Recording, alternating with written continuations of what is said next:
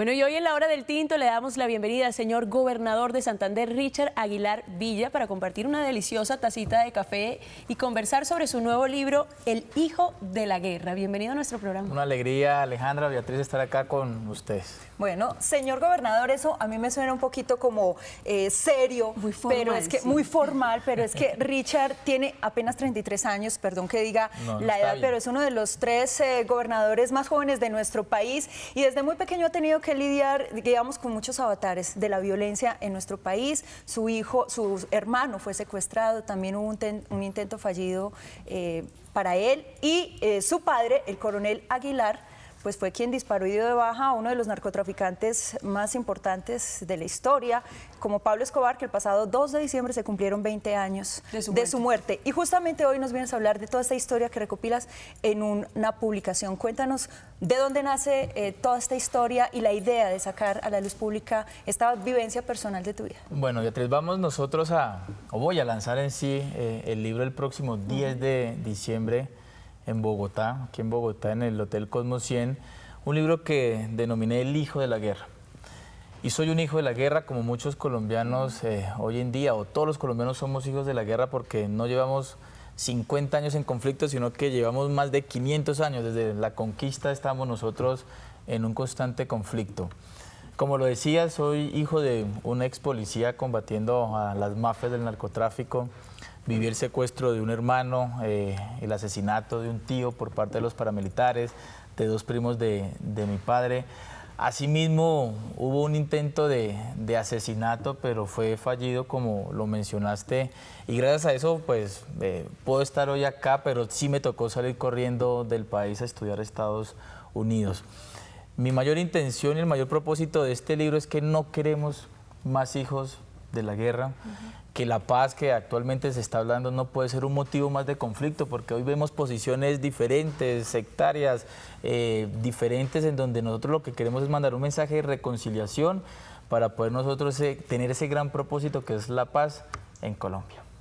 Gobernador, usted siendo hijo de un coronel que además combatía a las mafias del narcotráfico en nuestro país, ¿qué limitaciones encontró en su infancia y en su adolescencia que no le permitían vivir en este país como un niño normal, común y corriente? Bueno, es algo que todavía también viven muchos hijos de soldados, de policías, de oficiales de nuestro ejército y nuestra policía.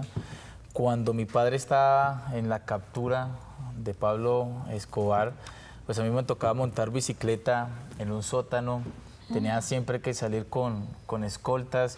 Antes de la muerte de Pablo Escobar, a uno de esos escoltas lo asesinaron. Yo le decía a mi mamá, mamá, déjame salir a comer pizza con mi hermano, con mis amigos, pero no, tenía esa prohibición. Así que vivíamos en un apartamento con comodidades, no lo puedo negar, pero con las limitaciones y con las prohibiciones que un niño de escasos 11, 12 años pues quiere salir a jugar a un parque. Yo recuerdo muy bien cuando yo iba al colegio, nosotros a veces nos dejaban montar en la ruta, pero atrás teníamos los escoltas. Lo bueno de los escoltas es que cuando me la querían montar mis amigos, pues chicaneaba que tenía escolta. Le decía, pilas, pilas, ahí que tengo en mis escoltas. Sí.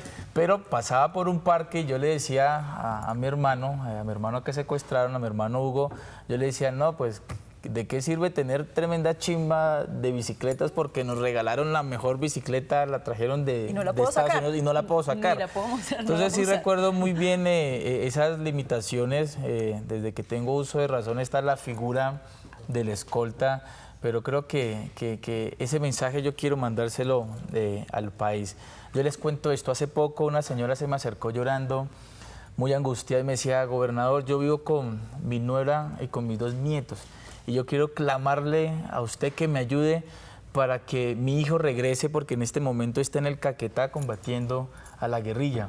Y yo no quiero quedar sin mi hijo y no quiero que mis nietos queden huérfanos. Es la realidad que vive hoy el país por este conflicto que estamos padeciendo, y yo en carne propia lo viví.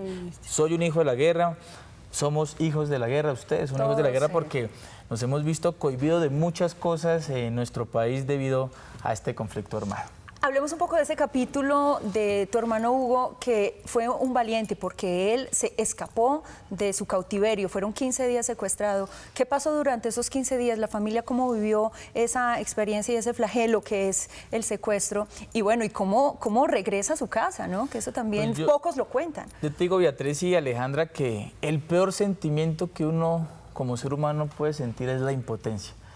La impotencia de no hacer o de no poder hacer algo cuando tiene un familiar secuestrado. Mi hermano fue secuestrado, él estaba estudiando medicina en la Universidad del Bosque y él fue a la universidad, él ya había denunciado que había una persona que lo estaba siguiendo, un morenito, narizón, crespito.